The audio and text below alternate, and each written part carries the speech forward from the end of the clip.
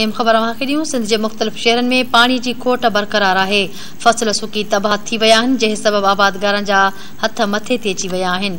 अहम ख़बर ॾेई रहिया आहियूं। नवाबशाह में पानी की खोट ख़िलाफ़ सिविल सोसाइटी, सोशल वर्कर ऐं शागिर्दनि जी अॻुवाणी में एहतजाजी मुज़ाहिरो करे धरणो हयो वियो आहे।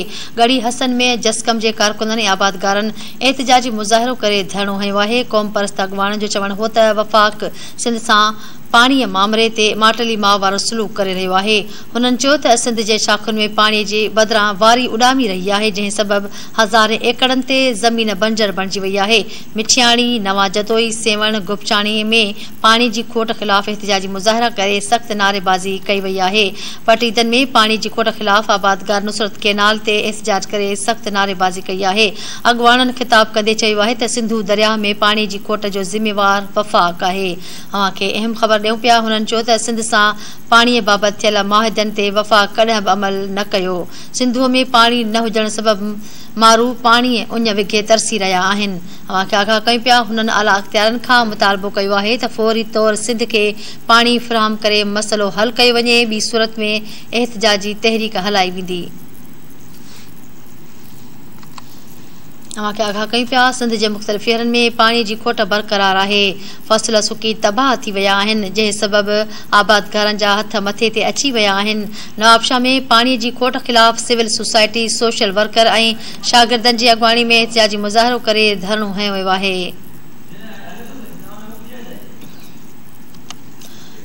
गढ़ी हसन में जसकम के कारकुननि ऐं आबादगारनि एहतजाजी मुज़ाहिरो करे धरणो हयो आहे।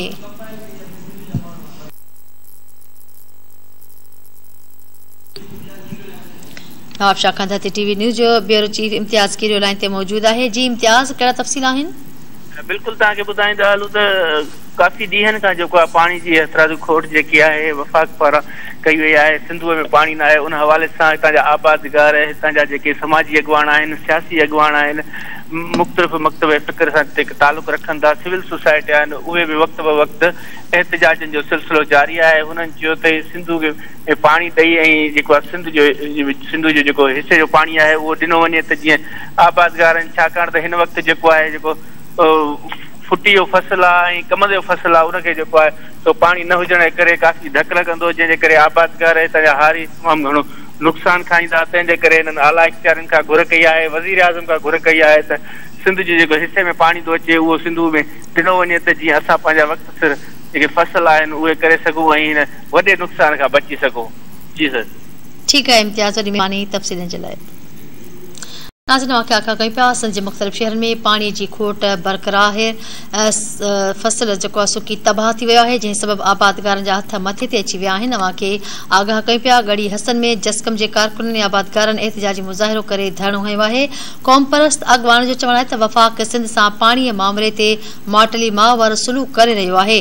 हुननि चयो त सिंध जे शाखुनि में पाणी जी बदिरां वारी उॾामी रही आहे, जंहिं सबब हज़ारे एकड़नि ते ज़मीन बंजर बणिजी वई आहे। मिठियाणी, नवां जतोई, सेवण, गुपचाणी में पानी की खोट ख़िलाफ़ एहतजाजी मुज़ाहिरा करे सख़्त नारेबाज़ी कई पई वञे।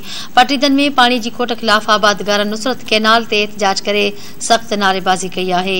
अॻुवाणनि ख़िताब कंदे चयो आहे त सिंधु दरिया में पानी की खोट जो ज़िम्मेवार वफ़ाक़ आहे। हुननि चयो आहे त सिंध सां पाणीअ बाबति थियल मुआहिदनि ते वफ़ाक़ कॾहिं बि अमल न कयो। सिंधु में पाणी न हुजण सबब माण्हू अञ विघे तरसी रहिया आहिनि।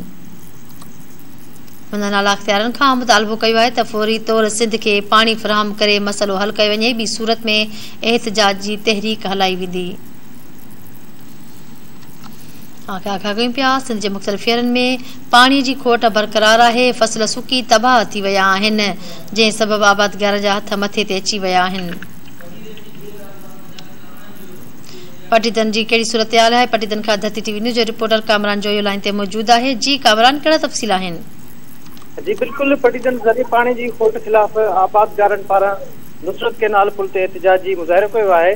अॻुवाणनि में इफ्तिखार सियाल, शफ़ीक मियां राजपर, सचल राजपर, अब्दुर्रहमान राजपर ऐं ॿियनि पारां SDO इरीगेशन ख़िलाफ़ सख़्त नारेबाज़ी कई आहे। SDO इरीगेशन नुसरत केनाल जा दरवाज़ा मथे करे चियो शाख समेत ॿियनि शाखनि में पाणी जी हथरादू खोट करे रहियो आहे। अॻुवाण जो चवणु आहे पटीदन जी केनाल जे दरवाज़नि खे मथे करे नंढनि शाखनि में पाणी की फ़राहमी बंदि करे मुक़ामी आबादगारनि जो माशी क़तल के पे वञे। अॻुवाण जो वधिक चवण आहे त इरिगेशन SDO खे रिश्वत न ॾियण करे आबादगारनि खे निशानो बनायो थो वञे, जेको पटीदन इरिगेशन SDO समेत ॿियनि अमलदारनि ख़िलाफ़ कानूनी कार्रवाई करे ज़रिए पाणी जी हथरात खोट ख़तम करे आबादगारनि मां बेचैनी ख़तम कई वञे। ठीकु आहे, वॾी महिरबानी तफ़सीलनि जे लाइ। नाज़रीन, तव्हांखे आगाह कंदा हलूं, सिंध में पाणी जी खोट बरक़रार आहे। आबादगारनि पारां मुख़्तलिफ़ शहरनि में एहतिजाजी मुज़ाहिरा करे पाणीअ खोट ख़िलाफ़ धरणा हया पिया वञनि। तव्हांखे ॿुधाईंदा हलूं, मिठियाणी, नवां जतोई, सेवण, गुपचाणी में पाणी जी खोट ख़िलाफ़ एहतिजाजी मुज़ाहिरा करे सख़्त नारेबाज़ी कई पई वञे। पटीदन में पाणी जी खोट ख़िलाफ़ आबादगार नुसरत केनाल ते एहतिजाज करे नारेबाज़ी कई आहे। अॻवाननि चयो त सिंधु दरिया में पाणी जी खोट जो ज़िम्मेवार वफ़ाक़ आहे। हुननि चयो त सिंध सां पाणी बाबति थियल मुआहिदनि ते वफ़ाक़ कॾहिं बि अमल न कयो आहे। सेवण खां धरती TV न्यूज़ जो रिपोर्टर रियाज़ जमाली लाइन ते मौजूद आहे। जी रियाज़, कहिड़ा तफ़सील आहिनि? जी रियाज़, सेवण में छा सूरत हाल आहे? आबादगारनि जो पाणी ख़िलाफ़ एहतिजाजी मुज़ाहिरा करे धरणा हया विया आहिनि?